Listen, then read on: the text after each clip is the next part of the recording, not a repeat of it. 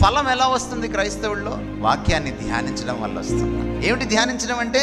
మాటి మాటికి పునరాలోచన చెయ్యాలి. వాక్యం లేకుండా రక్షణ లేదు. రక్షింపబడిన తర్వాత నిన్ను ఫలింప చేసేది వాక్యం, నిన్ను దిద్దుబాటు చేసేది వాక్యం, నిన్ను సంస్కరించేది వాక్యం, నీలో తప్పుల్ని ఎత్తి చూపి నీతి యందు నిన్ను శిక్షణ చేసేది వాక్యం. దీన్ని మర్చిపోతే క్రైస్తవ్యానికి పుట్టగతులు లేవు. మరొక మతంగా మీరు చలామణి కాగలరేమో కానీ క్రీస్తును పోలిన తత్వంగా క్రైస్తవం పరిణమించలేదు. What is Christianity? Christianity is imitating Christ. క్రీస్తును పాటించడమే క్రైస్తవం. క్రైస్తవంలో ఏముంటుందంటే వ్యక్తి ఉంటాడు, ఆ వ్యక్తి క్రీస్తు. ఆయన ఎలా మాట్లాడతాడో క్రైస్తవులు అలా మాట్లాడతారు. ఆయన ఎలా ప్రేమిస్తాడో క్రైస్తవులు అలా ప్రేమిస్తారు. ఆయన ఎంత పరిశుద్ధుడిగా ఉంటాడో క్రైస్తవులు అలా పరిశుద్ధులుగా ఉంటారు. ఆయన ఎలా సువార్త చెప్తాడో క్రైస్తవులు అలా సువార్త చెప్తారు. ఇది క్రైస్తవం. ఈ క్రైస్తవంలోకి రూపాంతరం చెందించేది ఈ పుస్తకం. క్రీస్తులాగా నన్ను మార్చడానికి ఏకైక శక్తి కలిగిన సాధనం